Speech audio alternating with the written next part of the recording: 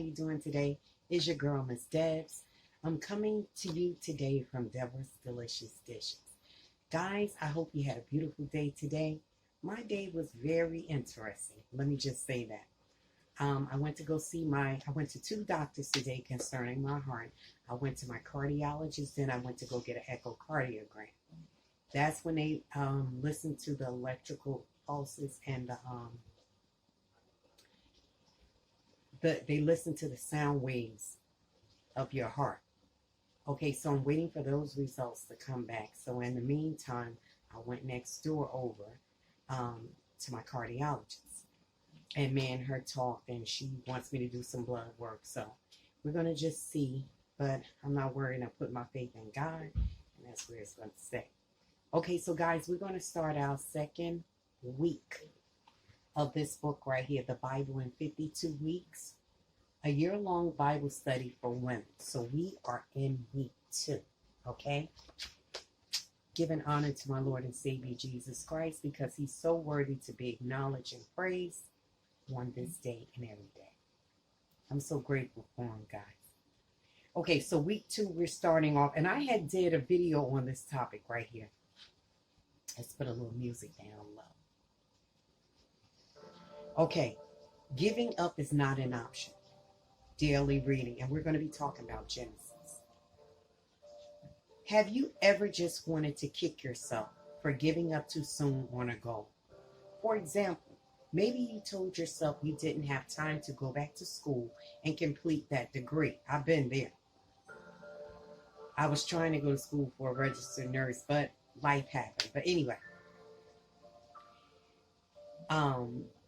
even though you were only a few credits shy of graduating, I know life happened. Did I just say that? You had financial struggles, were caring for an ailing loved one, or had kids, and you had to put your dreams on the back burner. So you gave up and told yourself that it was just too late for you. In Genesis 35, Rachel died before reaching her promise. If you've been keeping up with the readings, you know that in Genesis 30, Rachel grieved over the fact that she couldn't have a child. Her sister Leah was fruitful, but Rachel was unable to conceive, which caused her much heartache. But God finally blessed Rachel with a son, whom she named Joseph.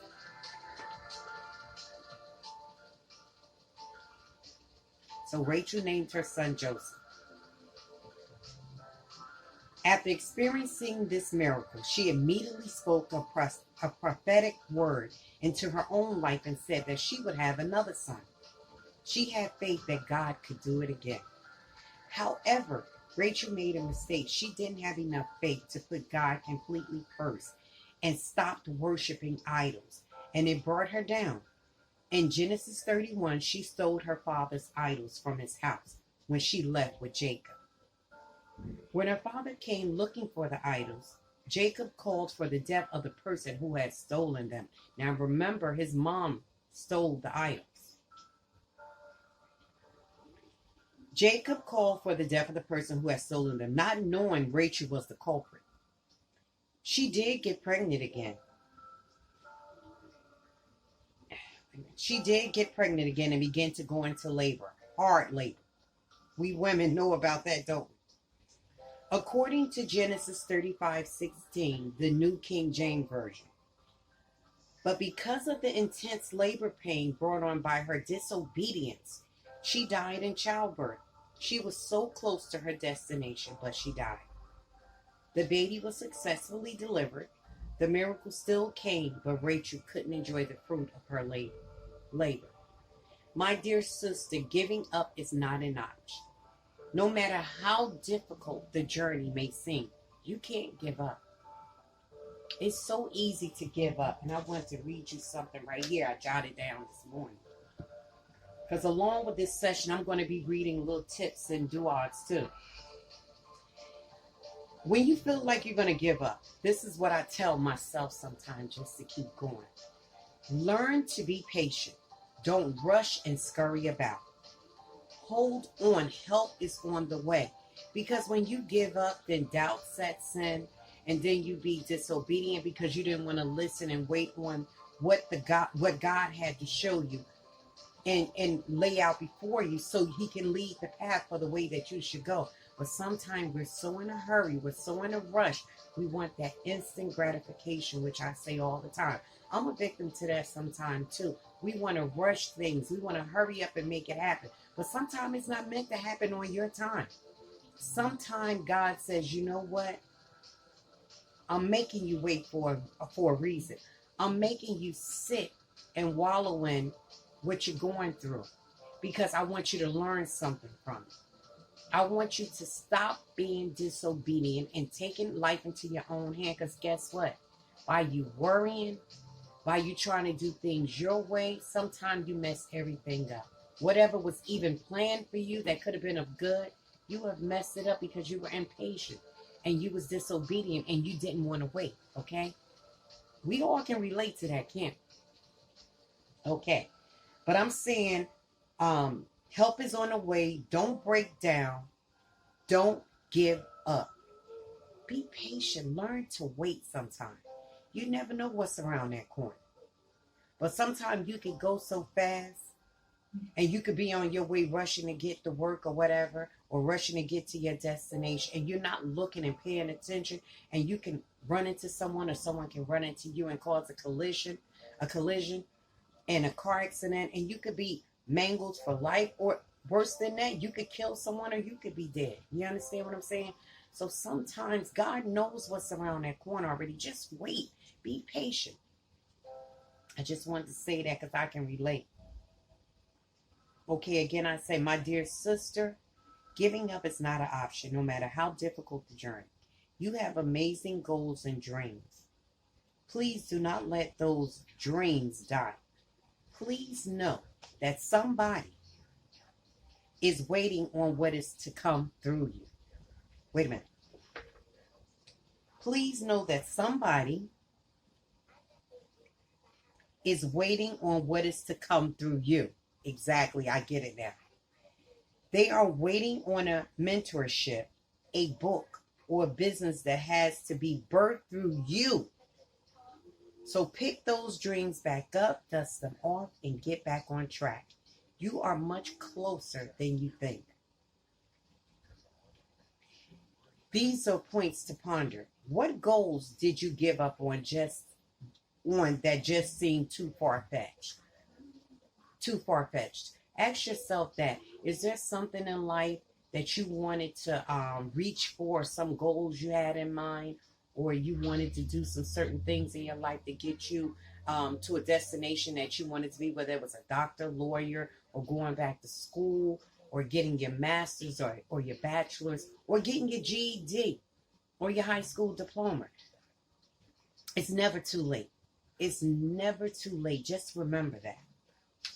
But just jot that down and ask yourself, what goals did you give up on that just seemed too far-fetched? Number 2, what visions or dreams do you have that you need to pick back up and dust off? Now, to answer question 1, points to ponder. What goals did I give up on that seemed too far-fetched? Me being a registered nurse. I really started off after I had my first son. I had him at such a young age. But I stopped and I stagnated myself, and I said, no, I gotta be a mom now. I have to grow up myself because I was just a child. I have to grow up, and God has given me responsibility to take care of this person, and so I gotta concentrate on that. I still was a young girl, trying to live my life and sow my oats, going to school, but I went to college for a year. And I tried to better myself, and I did better myself, but I wish I had gone all the way to be a registered nurse. Okay, 2, what visions or dreams do you have that you need to pick back up and dust off? I have a lot of traveling dreams. I do. Like, I feel like now in my life, 55 is not too late to pick the pieces up and start again. It's not too late, but I feel like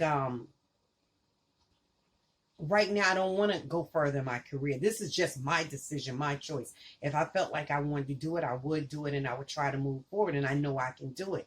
But I'm not on that road now. I'm complete with. I feel content with my career. I've been on this job for a while, and I just don't want to turn back and do something. I'm okay now, so that I'm okay with.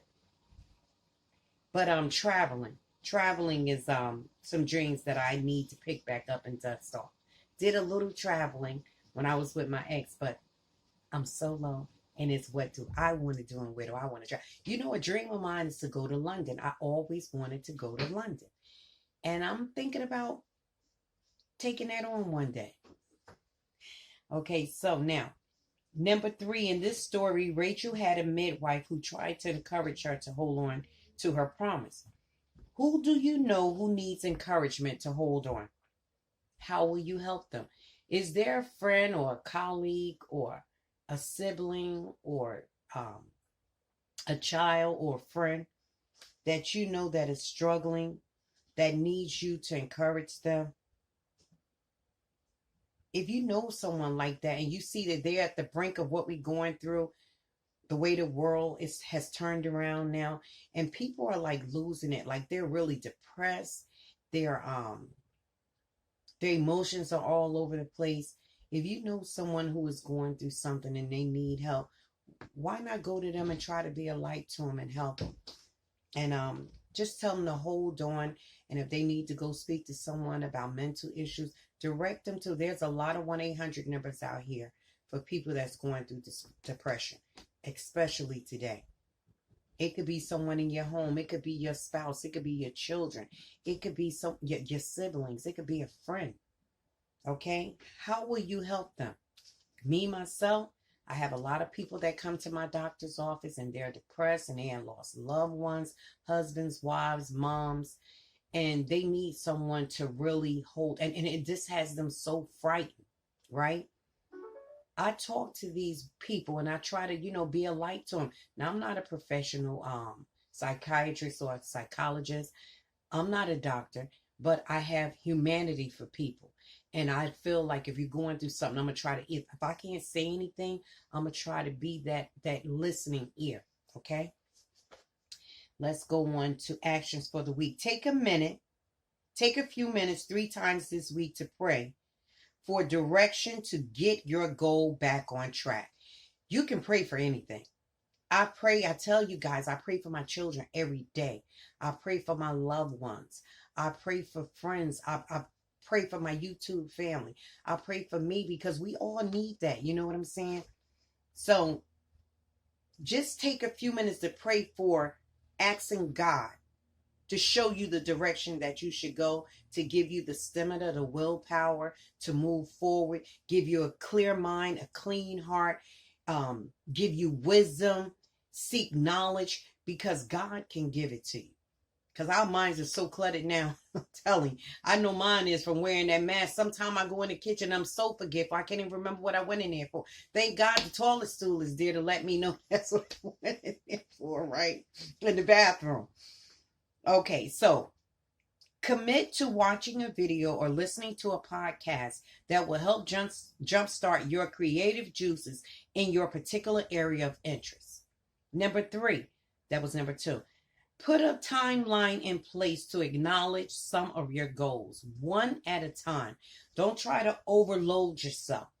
If you know there's things that you want to do as a woman to move forward and that will, keep your mind preoccupied and make you happy to go through some things in life and to get to certain points in your life that you want to achieve and stuff like that, then you just pray on it and you put a timeline.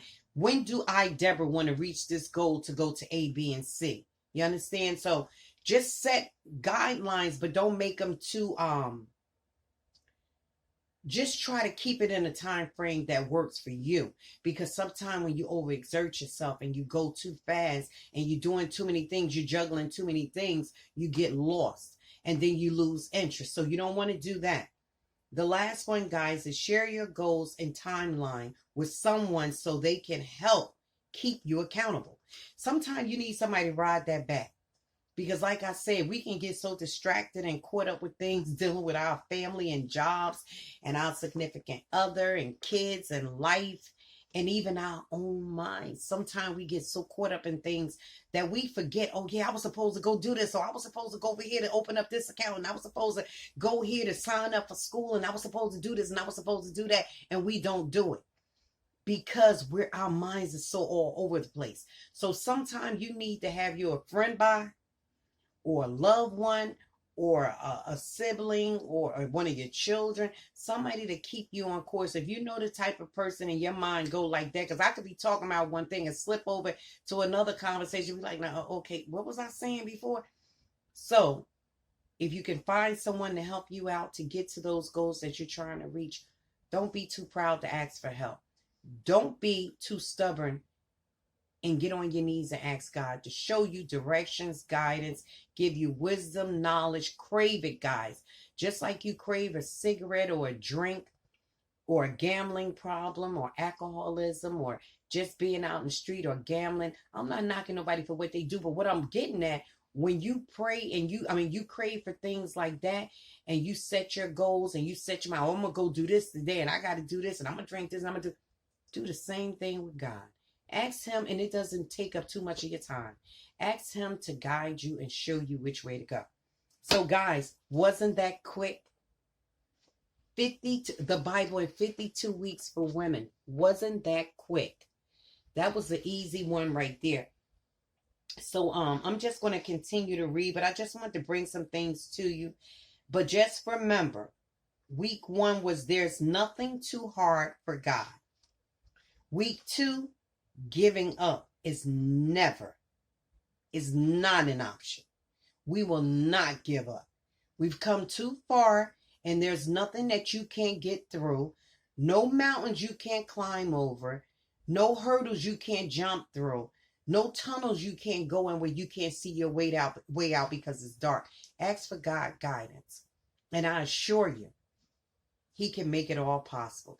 This is your girl, Miss Debs, coming to you. And I promise you, ladies, if you have anything that you want to discuss, or if you have a comment you want to leave down at the bottom of my video when I post it, just tell me what you're feeling. And jot down paper whenever we come do this, ladies. Jot down things that you want to do and you feel like you want to talk to God. Maybe it's something personal. Maybe it's something personal and you don't even want me to know. But if you feel like you have something that you want to personally go to God about, whether it's something you did and you're sorry for it, or you made a mistake, or you sinned, or you messed up, guess what? We all, Romans 3:23, we all fall short of the glory of God. Neither one of us is exempt from making mistakes. No matter how perfect a person seems, how holier than thou you think they are, you best believe they make mistakes. They had thought something or said something or did something, because we're human and we flesh. And I'm not here to point the fingers on nobody, because when you point the finger, remember that finger that's pointing back at you. I know I've been accused of many things and done things and said things and thought things that I didn't want to do and acted upon them things sometimes. Okay. But I'm trying to learn with God that all things are possible. And whatever I do in life, if I make mistakes, that God will see me through. If I go to him with a pure heart and I ask him to clean up my heart and forgive me for my mistakes and repent of my sins and ask him to keep me going forward, he can do it. God bless you. May heaven smile down upon you. I hope you guys like this session. I told you they were going to be short. We're not going to be up here all night talking, but I'm getting to the point with the things I'm trying to get to you women to understand and do and correct your wrongs and go for your goals and don't give up. It's not an option. God bless. Peace.